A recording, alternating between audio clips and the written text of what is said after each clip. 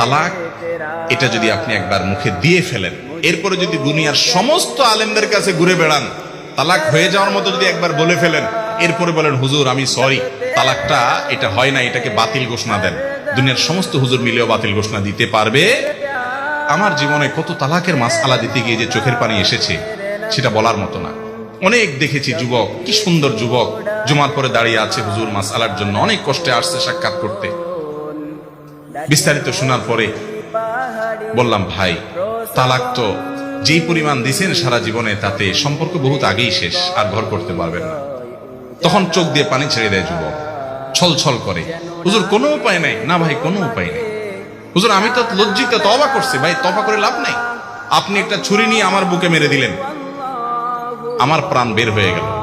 এরপর আপনি যদি জিহ্বা কামড় দিয়ে বলেন ও সরি, আমার তো ভুল হয়ে গেছে, আমি কি জীবিত হব? তালাকটা এরকম।